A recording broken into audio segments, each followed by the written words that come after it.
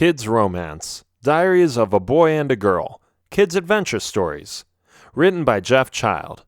Narrated by John H. Feskins.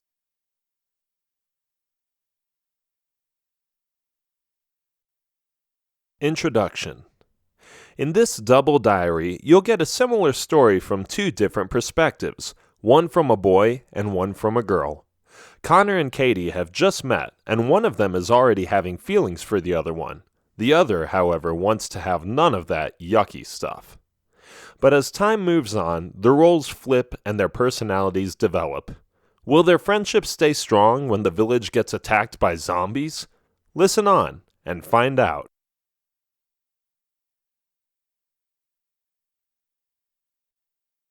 Chapter 1. At First Sight. I still remember the first time I saw her. She was gorgeous, and at my age, I'm 15 years old, I didn't even expect to fall in love right away.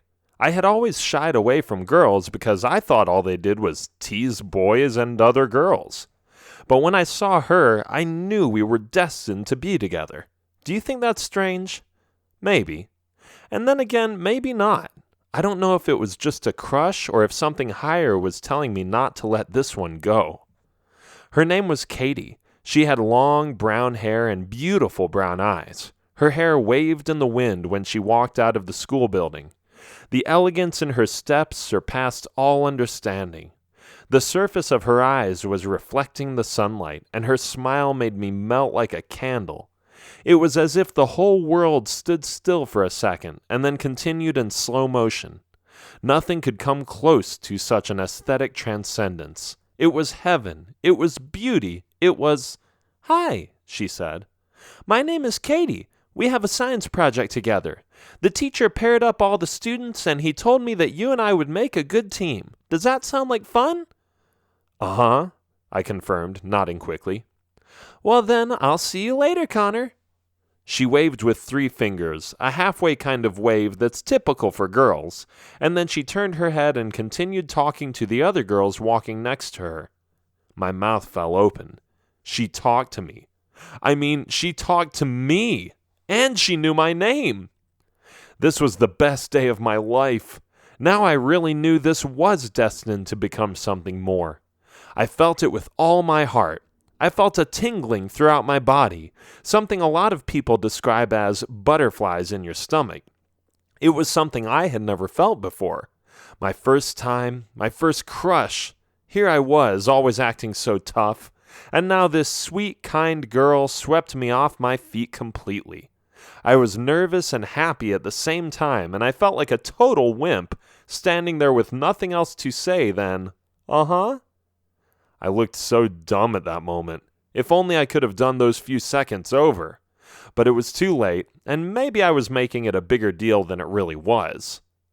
I went home that day and did some of the most common things kids do when they are in love. I tried to draw her, but none of my limited skills did her tremendous beauty justice. I wrote down my name next to hers and drew a heart in the middle, tried to compare last names and see if they were a good match, and daydreamed about holding hands and telling everyone at school about it. In the evening, one of my friends came over. His name was Darius. "Hi, Darius," I said when he entered my room. "Hey, Connor. What's going on?" "Not much. Did you like school today?" "It was all right. How about you?" "I loved it. It was one of the best days of my life." He got curious. "Really? Why?" "Do you know Katie?" I asked. "I think so. Is that the brunette?" "Yes, that's the one. She is beautiful, isn't she?" "She's not bad looking, I guess. Where is this going?" "I think we're destined to be together," I said. "I don't know why, but I have this gut feeling. It's something spiritual or divine or something." He laughed.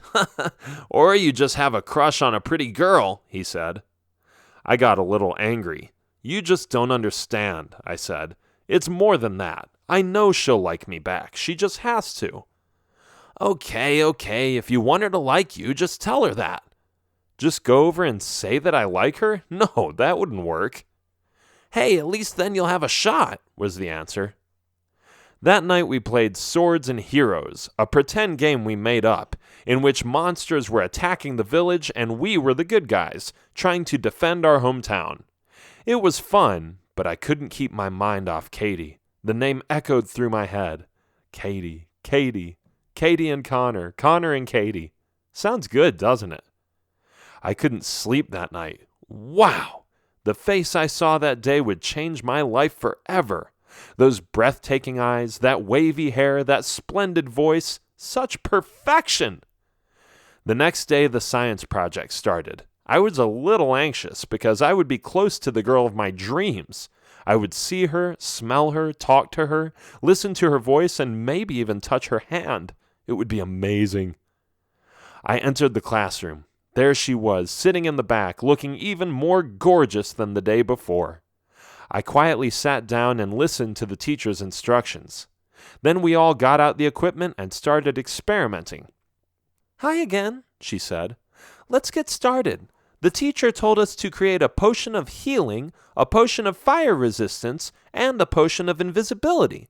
For the first one, it says right here we need some glowstone dust and some other stuff." Okay.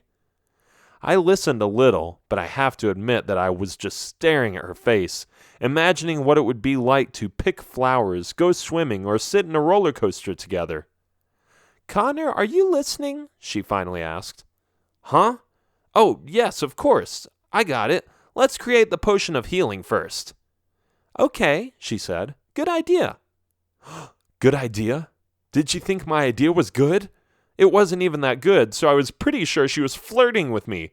It couldn't be a mere compliment. She was into me. I knew it. My love was returned. Yes! We started putting the glowstone dust and glistering melon with other ingredients, but for some reason, the amounts didn't add up well enough. Maybe we misread it, or maybe the instructions were unclear, but for whatever reason there was, it started sizzling. Not a good sign. "It's gonna blow!" I shouted, and I pushed Katie over. I was right, because after a few seconds of sizzling, the mixture blew up. Boom! I mean, it wasn't too big, but it was still an explosion that could have caused some harm. I landed on her. She was on the floor on her back, and I was lying on top of her after rescuing her from the explosion. The rest of the class was looking at the ruined table. We were underneath it. She smiled and said, "Thank you for pushing me away and saving me." That was it. I knew she loved me. This was the opportune moment. I closed my eyes and leaned forward, loosened my lips a little, and waited for her to get closer too. But instead, she moved away and pushed me off. "What are you trying to do?" she asked. Uh-oh. Did I misread the signs? She was standing up, and I was the only one still lying on the floor. I looked up. She looked insulted. I wasn't expecting that. The expression on her face told me to leave her alone, and after the stare, she walked out of the classroom. Some kids were laughing at my embarrassing endeavor to kiss her. Others continued with their own project, or helped clean up the mess. After school, I was outside. I saw her walk down the stairs in front of the front entrance again. I looked at her, but she didn't even see me. But that was okay. It wasn't her fault I was standing in the shade under a tree. That same evening, I would declare my love again. I went to the store and bought some flowers. I wrote a poem, the only one I had ever written, so I am sure it wasn't that great. But hey, it's supposed to be romantic, isn't it? And I had heard somewhere that girls like poems. Around 8 o'clock, when it was dark outside, I snuck out of the house and knocked on her door. Then I left the bouquet with my note and ran away. I knew she would warm up to me after that.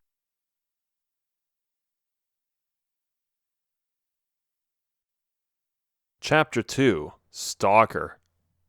My name is Katie. I am 14 years old and I go to school with Connor.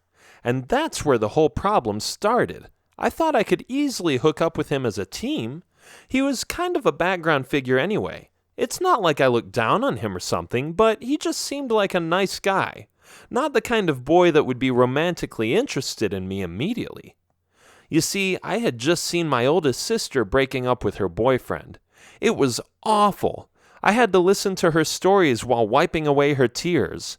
She talked about how guys can be so stupid and superficial, and how they are too quick to assume things, and that hopefully there would be a sensitive, caring guy out there someday who truly loved her. It made me suspicious, to say the least. I had a pretty face. I admit, I wasn't arrogant about it, but I heard people say it. Friends and family who came over sometimes complimented on my facial features and my beautiful brown hair. But that wasn't all. Boys already approached me when I was younger. It started when I was about 7 or 8 years old, which I consider extremely young for such matters. And it continued on from there. Boys would ask me to be their girlfriend, go on a date, kiss them, or hold hands with me. I guess there are less innocent ways to approach a girl, but I only found out about those later. I was always flattered, but also a little annoyed. I wasn't ready for that kind of thing anyway. And seeing that everyone was just looking at how I looked, it didn't appear to me that they truly wanted to get to know me. I still remember the day I met Connor. He was shy, but he seemed nice. After school, I went over, introduced myself, and I was confident that our chemistry grades would skyrocket. But that didn't happen. Instead of a true partner who was sincerely interested in creating powerful potions, I got someone who was staring at my eyes all day. Sometimes I had to snap my fingers to make him pay attention. It was as if he was just daydreaming and wasn't all there. That one time, I still remember how embarrassing it was. We blew up the mixture. It was an accident, but I was glad he was there to push me to the ground. I don't think it would have ended well if he hadn't done that, so yes, I was grateful. "Thank you for pushing me away and saving me," I told him. And then he didn't even answer me. He just stayed on top of me. "Hello, get off me already. I'm okay. You don't have to protect me anymore." And then the worst moment of the day, he tried to kiss me. No way, dude. I am not that quick. I thought you were my friend, and now you're abusing that relationship to get your own gratification, and in the middle of class of all places. So I left class, but he didn't seem to get the hint. That very evening, I received a bunch of roses and a poem in terrible handwriting. I appreciated the effort, but I wasn't ready for that yucky stuff, and he didn't seem to understand that. The note said the following: "Dear Katie, this is Connor. I won't try to sound posh. I love you for who you are. You are my heaven, my shining star. Please become my girl. I will end with a swirl." Wait, that didn't make any sense. Oh well. "You will be happy in my arms. I will be waiting at the farms." Was this guy stalking me? He didn't actually expect me to meet him behind some farm and start kissing and holding hands, did he? Come on. We hardly knew each other. In my eyes, he was the same as all the other boys who were just interested in my looks. The answer to my question came the next day, and the next day, and the next day. He really was stalking me, because he kept sending me notes each day. I hated it.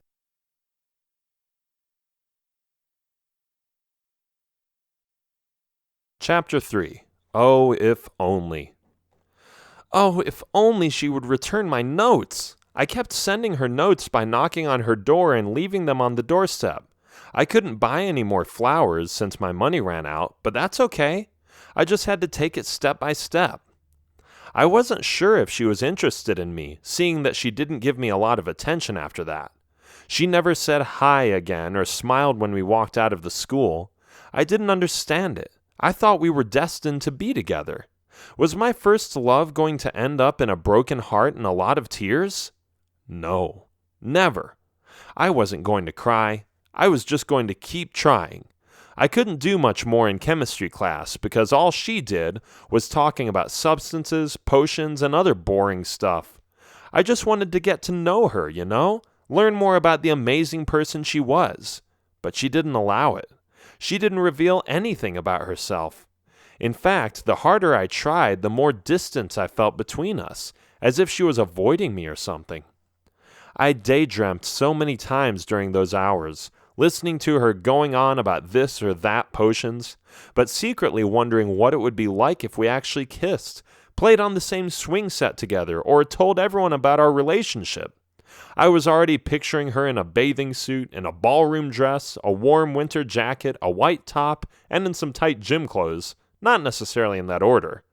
But reality hit me every time she got down to business and created another successful potion.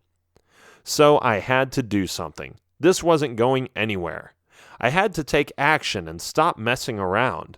The notes weren't helping our relationship, and neither were the many suggestive remarks I made about her beautiful eyes during chemistry class.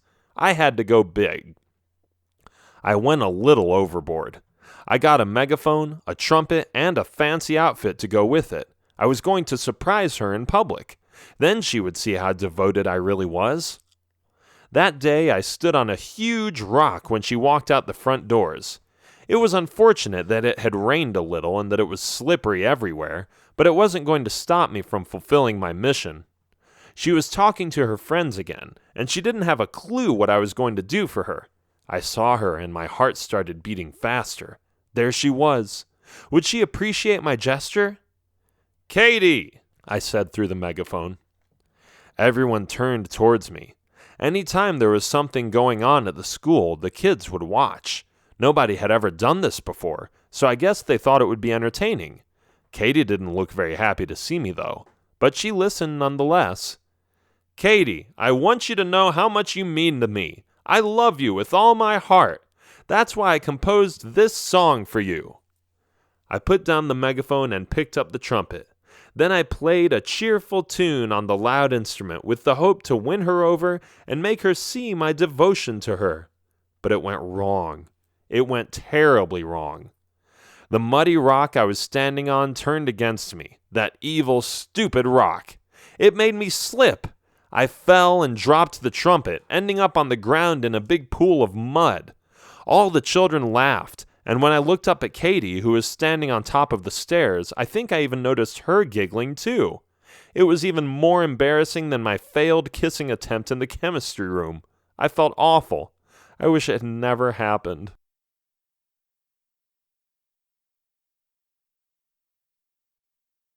Chapter 4. So funny. I was getting tired of all of Connor's notes. I had already been throwing them away since they all said the same thing, that we were meant to be together and that he wouldn't let me go. Well, that all sounded very romantic and all, but everyone could write a note like that. It didn't prove anything. And then there was that one day, the day he decided to act like an idiot in public. I stepped out of the school and heard my name. "Katie!" What? Who was calling my name? Oh no, you've got to be kidding me. It was Connor. What was he doing? He got out a megaphone and declared his love for me, after which he fell flat on his face in an attempt to play the trumpet. I felt a little sorry for him. Not much, but just a little.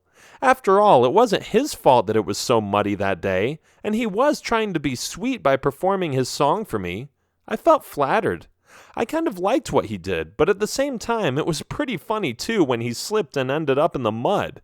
He made me laugh, and I liked him for that. When I looked at his face, I couldn't help but notice that he felt completely embarrassed. He didn't know what to do with himself. Poor guy. Hopefully he would get over it soon, because he didn't deserve to be laughed at.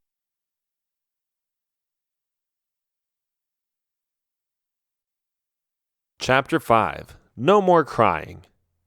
I had it. It was over. The moment I slipped on that muddy rock, I was discouraged and disheartened.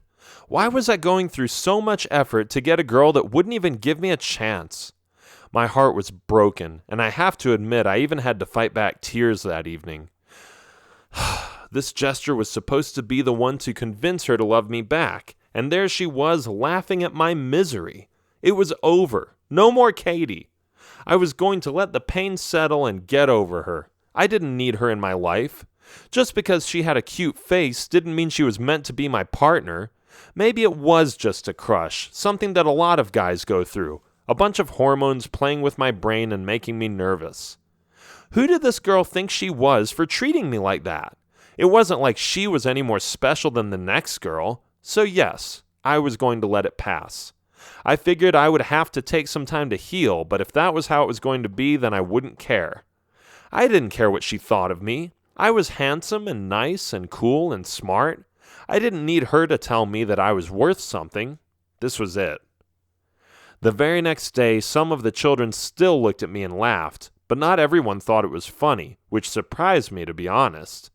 I entered the school hallway, and a couple of girls came to me and said, "We think it's really sweet what you did for Katie, and the least she could have done was help you up. We think she is mean, but you're a nice guy. Just wanted you to know that."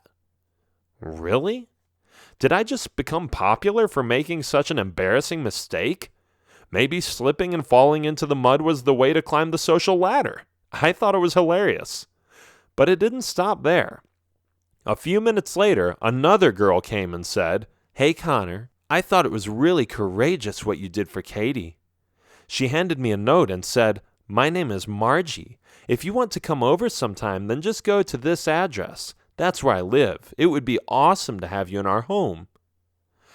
Was she just doing this to mock me? Was she feeling sorry for me? Or was she actually sincerely interested in me? Girls, I didn't understand them. But hey, I loved the attention. I mean, who wouldn't have? And no, it didn't stop there either, because after class, another girl came to me and did the same thing. She handed me her address and smiled, telling me to come play with her sometime. By the time school was over, I had collected 17 addresses from girls who had been approaching me. I was standing on the playground again, listening to Darius, who was telling me how lucky I was to be so popular with the girls. Some other friends reaffirmed the same fact and expressed their desire to be in my shoes. Within a few minutes, some more girls came to me and complimented me on my musical skills, my guts, and my fancy outfit of the day I fell in the mud. They said I looked hot in a suit and asked me questions about my hobbies and interests. Katie was exiting the school. I glanced at her from the corner of my eyes. She was looking back at me, but neither of us were smiling. There was nothing left. It was over.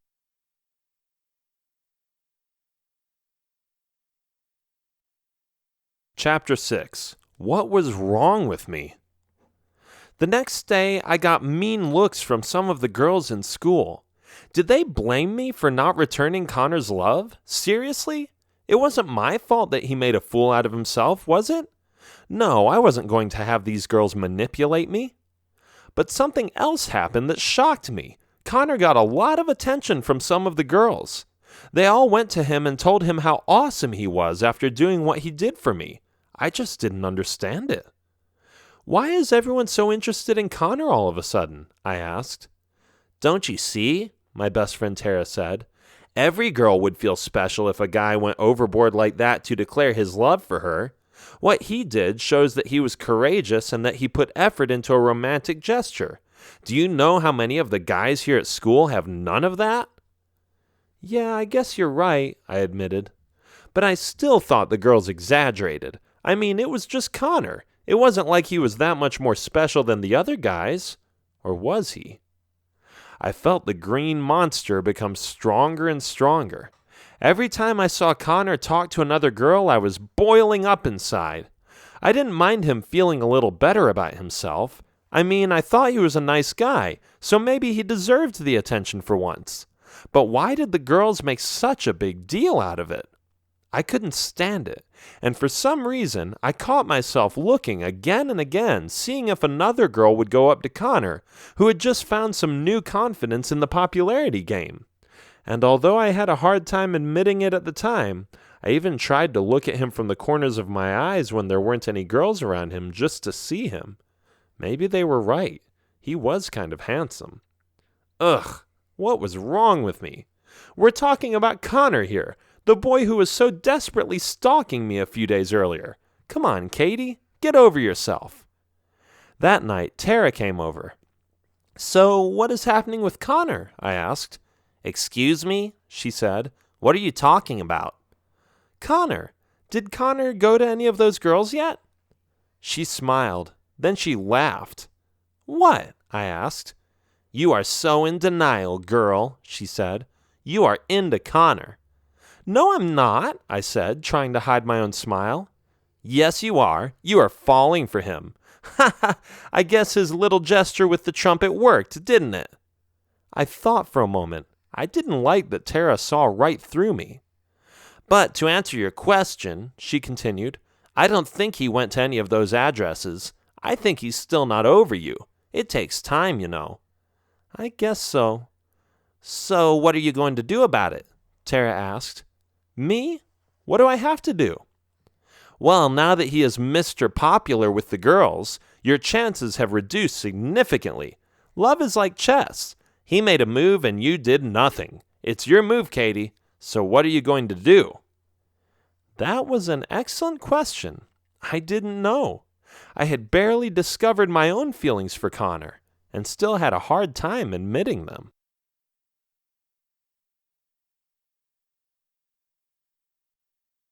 Chapter 7. Not Certain. It was Friday. The school ended early. I wasn't expecting much, besides maybe a few more names and addresses from girls. And even though the sun was shining, I encountered one of my worst fears. We have to talk, Katie said when she saw me. I didn't really want to talk. I was done with her. She had insulted me, laughed at me, and left me alone when I was hurt. I wasn't looking forward to this conversation, but I just went along with it.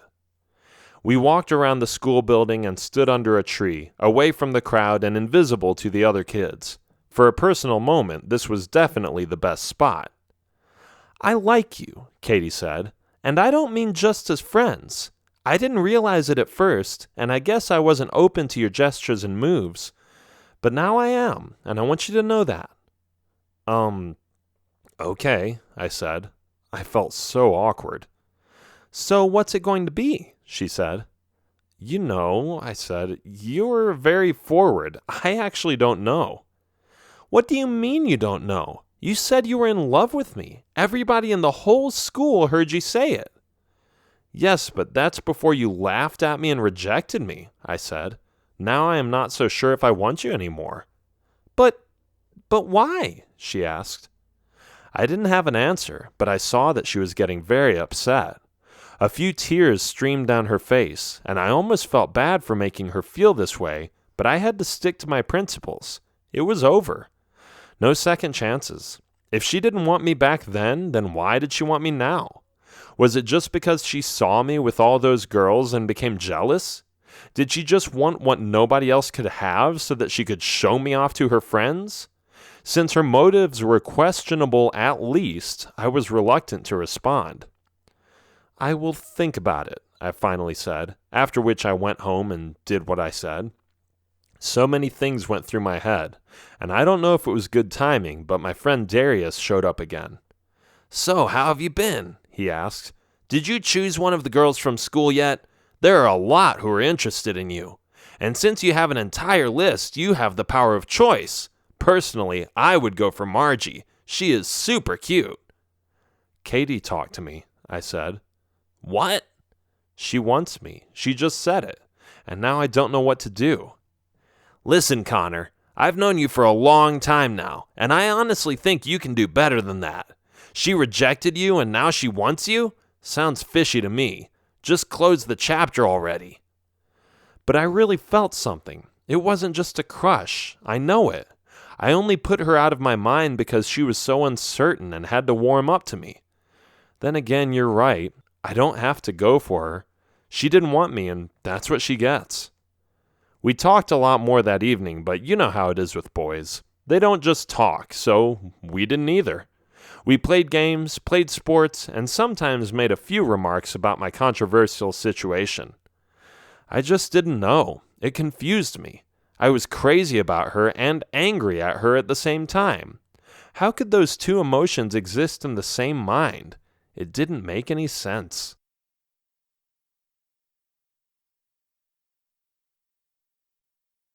Chapter 8. Come on, please. I wanted him back. Well, I never had him in the first place, but you know what I mean. I wanted him to love me again, even stalk me if he liked doing it. I missed being flattered. I missed the attention. I noticed how jealous I was when other girls talked to him, and I couldn't bear to think him being in a relationship with another. But that was not all. I had come to know him during all the chemistry projects. He was smart, he was sweet, and he certainly made me laugh sometimes. I guess I just didn't see what kind of guy he really was at first, but now that he had opened my eyes, I didn't want anyone else. I loved him. So after school, I went to talk to him. I opened up my heart. I was desperate to get another chance, to have him see me again for how he saw me at first. He kept saying that I had laughed at him, and that I had been ignoring and rejecting him. But why couldn't he have given me some more time? If he had been just a little bit more persistent, I would have warmed up to him, which I eventually did anyway. Why was he so impatient that he needed me to return his love within days? I couldn't make a rash decision like that. It's not fair to ask that from a girl. Ugh, boys. Will I ever understand them? Anyway, I was heartbroken. I couldn't believe he had to think about it. Now that I finally liked him back, what was he waiting for? He had been so eager to be with me, and now he didn't know what he wanted? It just didn't make sense. I was so sad that I wet my pillow that night. I cried for an hour. No boy had ever been so sweet and attentive.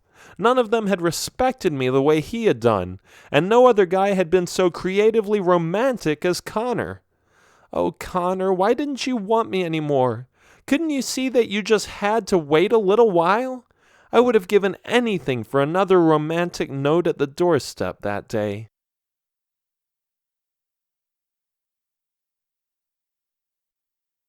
Chapter 9. More Than Friends. This is Connor's dad. I have been following this whole love drama between these kids a little bit, and I just wanted to finish it up to let the readers know what happened after these two were both confused. These are the things I heard according to how everything unfolded. Things have a way of solving themselves, because who would have thought that that very same Saturday, another zombie horde attacked the village? I am saying another because it happened a few times before that year. They came in hordes and would start destroying stuff and beating people up. It was never pleasant, but we always killed them all off. That Saturday, a few hundred zombies came. Connor was outside, and when the alarm came, all the other villagers rushed outside. They were carrying rakes, pickaxes, shovels, and swords. The zombies were coming, and the villagers were ready to face them. "Here, son," I said. "Now you can finally live up to all those moments you pretended to kill evil monsters." I handed him a sword, and he smiled. "Thanks, Dad," he said. He wielded it perfectly, as if he had some kind of special talent for it. He killed one zombie after another, along with the men who were making sure my son would stay unharmed. Sometimes I laughed a little when somebody behind him would bang a zombie on the head and Connor wouldn't even notice. Then he would look at the ground, see the zombie being knocked out, shrug, and keep fighting. Of course, I did the same thing, helping out where I could, killing zombies and preventing any tragedies. There were no fatalities, a few wounded men, but these zombies were a piece of cake. However, after a while, they were all gone, from our street at least. "Dad," Connor said, "I made my decision. I have to protect my girl." "Go ahead, son," I said. I was proud. He understood what it meant to be a real man, although I wasn't sure anymore which girl he was talking about, thinking of the more than dozen addresses and names he had on his bedroom desk. I wasn't just going to let him leave. What kind of irresponsible parent would I be if I did that?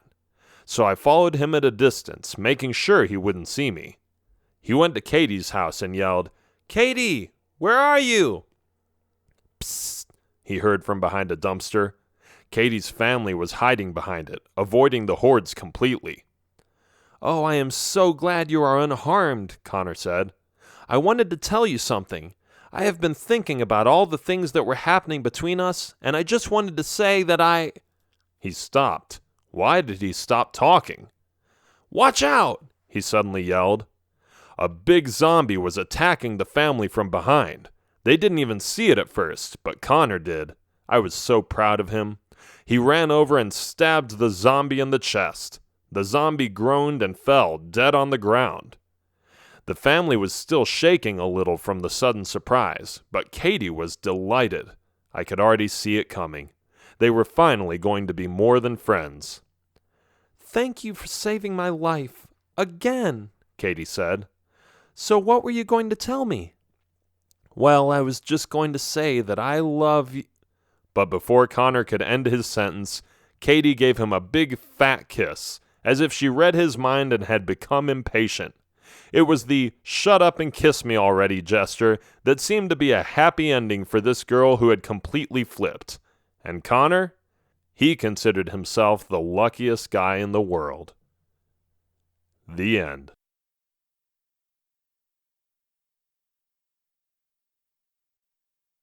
This has been Kids Romance, Diaries of a Boy and a Girl, Kids Adventure Stories. Written by Jeff Child. Narrated by John H. Feskins. Copyright 2017 by Jeff Child. Production copyright 2017 by Jeff Child.